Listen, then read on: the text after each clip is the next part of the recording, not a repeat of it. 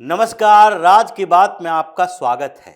बस एक सप्ताह के बाद अगले वीक में मॉनसून सत्र की शुरुआत होने वाली है। संसद सत्र 20 जुलाई से शुरू होने वाला है और एक सप्ताह के अंदर एक नया गेम प्लान शुरू हो चुका है। 3 वैसे बिल जिसको किसी भी हालत में इस बार मोदी सरकार को पारित करवाना है। 2/3 बहुमत वाले बिल हैं, इसलिए परेशानियां पिछली बार वाली ही है। 2/3 बहुमत सरकार को केवल एनडीए के सहयोगियों के माध्यम से तो मिलना नहीं है, इसलिए 3 बिल पर 2/3 बहुमत का खेल शुरू हो चुका है। इस बार प्रधानमंत्री मोदी या गृह मंत्री अमित शाह ये मानकर नहीं बैठे हैं कि बिल ला रहे हैं, 2/3 बहुमत है नहीं, तो ऐसे में जिसे सपोर्ट करना है वो सपोर्ट करेगा, जिसे विरोध करना है वो विरोध करेगा। जैसा पिछली बार महिला आरक्षण विधेयक को लेकर हुआ था, क्योंकि उस समय भारतीय जनता पार्टी की रणनीति अलग थी। पीएम मोदी अमित शाह की बैठक में यह माना गया था कि अगर विपक्ष की कुछ पार्टियां सपोर्ट करके इसे पारित करवा देती है, जैसा हम लोग अपील करेंगे संसद के अंदर, महिलाओं का मुद्दा है, तो ठीक है। अगर नहीं पारित करवाती है तो इस मौके का फायदा उठाना चाहिए। और इसीलिए जब इस बिल को गिरा दिया गया, 2/3 बहुमत नहीं पा सकी, तो उसके बाद पूरे देश में भारतीय जनता पार्टी की महिला मोर्चा ने अलग अलग स्टेट में प्रदर्शन किए। चुनाव होने थे उस समय, असम में, पश्चिम बंगाल में, तमिलनाडु में। इन जगहों पर महिला विरोधी पार्टियों का ठप्पा इन लोगों पर लगाया गया। फायदा तो हुआ, लेकिन अब यह फायदे नुकसान की बात नहीं है, क्योंकि इसके साथ जो डिलिमिटेशन जुड़ा हुआ है, यानी कि डिलिमिटेशन का विधेयक भी लाना है, उसके लिए तैयारी जरूरी है और ये डिलिमिटेशन रोका नहीं जा सकता, यानी परिसीमन किया जाना चाहिए और इसके लिए तैयारी शुरू होगी, सीमांकन शुरू होगा, तभी इसका परिणाम निकलते निकलते 2 साल लगेंगे। तो इसलिए 2029 के चुनाव से पहले कम से कम परिसीमन होना चाहिए और इसी के साथ सीटों की संख्या भी बढ़ाई जानी है, क्योंकि महिला आरक्षण विधेयक के लिए जरूरी है कि जितने रिप्रेजेंटेशन अभी हैं उतने नहीं होंगे, यानी 50% के तकरीबन सीटों की संख्या बढ़ाई जाएगी।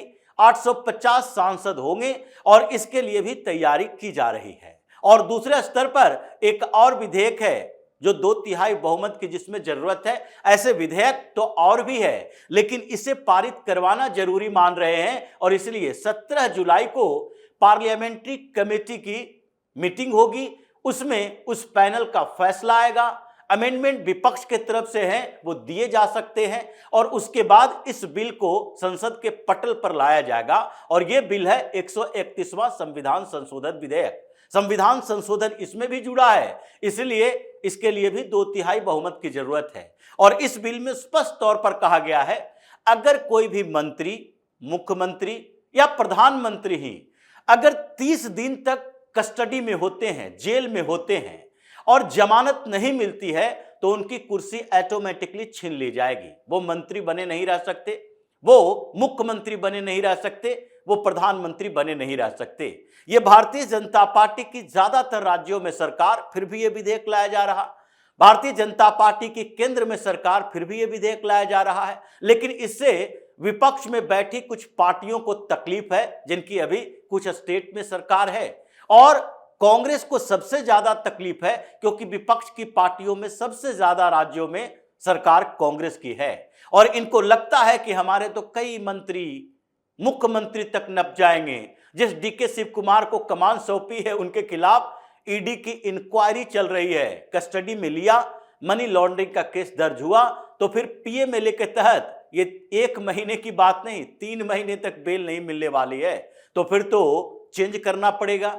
ये जो तेलंगाना में रेवंत रेड्डी मुख्यमंत्री हैं, उनके खिलाफ भी कैश फॉर वोट का मामला चल रहा है, ईडी इंक्वायरी चल रही है, कभी भी उनको हिरासत में लिया जा सकता है, उनकी भी विदाई हो जाएगी। तो ऐसे में स्थितियां हमारे प्रतिकूल हो जाएगी।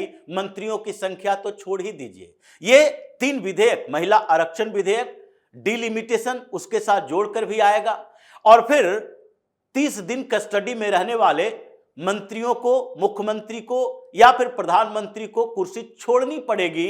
ये विधेयक, ये तीनों को अभी पारित करवाया जाना है इस मॉनसून सत्र के दौरान, और इसमें शुरुआत होने की संभावना ये 30 दिन वाले विधेयक से ही है, जिस पर विपक्ष की कुछ पार्टियां ऐसे ही कंफ्यूज है, जिसकी सरकारें हैं नहीं, जिसकी सरकारें बनने की संभावना भी नहीं है, छोटी छोटी पार्टियां हैं, इन लोगों को इससे कोई लेना देना नहीं है। तो समस्या कांग्रेस की बढ़ रही है। इसलिए अभी जो मीटिंग का दौर चल रहा है वो कांग्रेस की तरफ से भी है और भारतीय जनता पार्टी की तरफ से। भारतीय जनता पार्टी की तरफ से यह माना जा रहा है कि पिछली बार हमने 2/3 बहुमत न होने के बावजूद, बिल पारित नहीं करा जाने के बावजूद भी उस मुद्दे का इस्तेमाल किया। ऐसा नहीं हुआ कि पार्टी ह्यूमिलिएट हो गई, सरकार को ह्यूमिलिएशन का शिकार होना पड़ा कि हमने मोदी के बिल को रोक दिया है, क्योंकि उस समय महिला आरक्षण विधेयक की बात थी तो हमने महिलाओं के नाम पर विपक्ष को एक्सपोज किया। लेकिन अब वो स्थिति नहीं है। अब पूरी तरह से बिल पारित करवाने की तैयारी है और इसके लिए अमित शाह ने बैटिंग शुरू कर दी। कई मीटिंग हुए और दूसरी तरफ कांग्रेस की भी मीटिंग चल रही है, बातचीत चल रही है, यू टर्न लिया जा रहा है।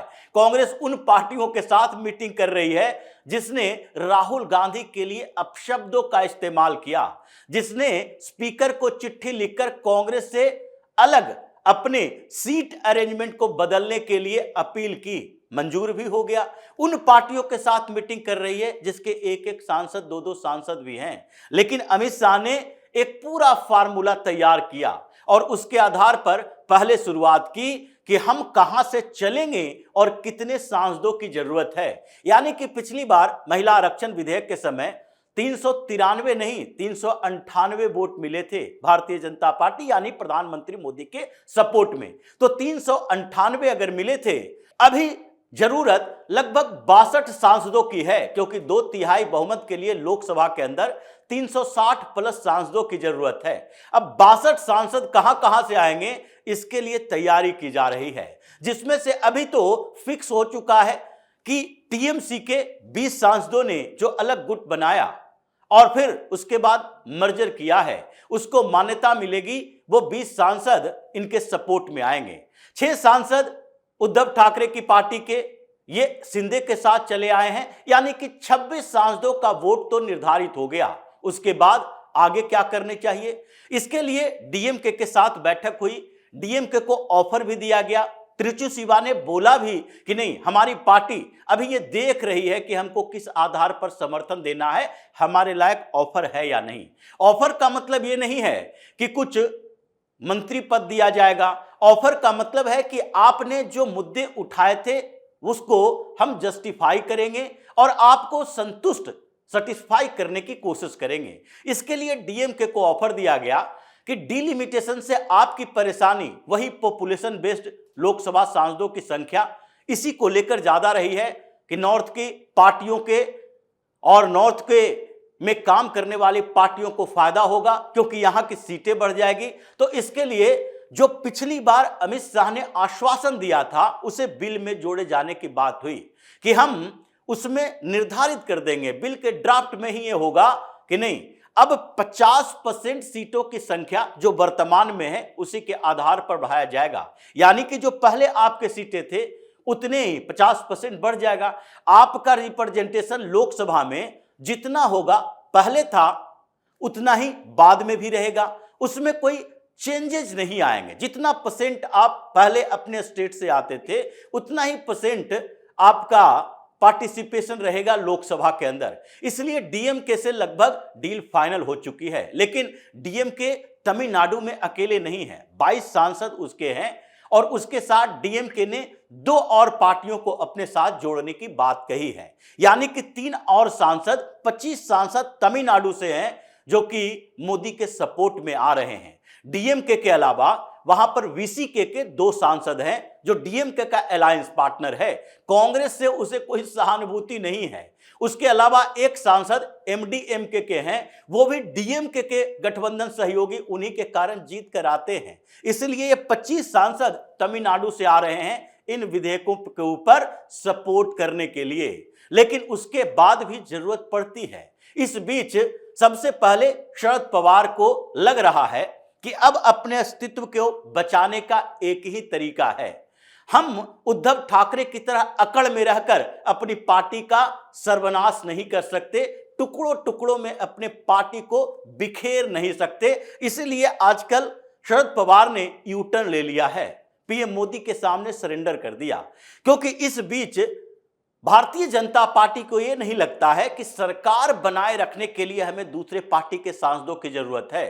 शरद पवार इस बात को समझते हैं कि नहीं, उन्हें हमारे सांसदों की जरूरत केवल संसद के अंदर, लोकसभा के अंदर समर्थन को लेकर है। और इसीलिए अब शरद पवार ने, जो पिछले दिनों विनोद तावड़े के साथ मीटिंग हुई, एकनाथ शिंदे के साथ मीटिंग हुई, सरकार की योजनाओं की तारीफ की, देवेंद्र फडणवीस के साथ बातचीत हुई, इसका मतलब है कि उन्होंने सरेंडर कर दिया है कि लोकसभा में आपको हमारे सपोर्ट की जरूरत है। हम राहुल गांधी के सपोर्ट करने के लिए उनके पीछे पीछे नहीं चलेंगे, बल्कि हमारे 8 सांसद आपके सपोर्ट में होंगे, लोकसभा में भी और फिर राज्यसभा में भी हम आपका सपोर्ट करेंगे।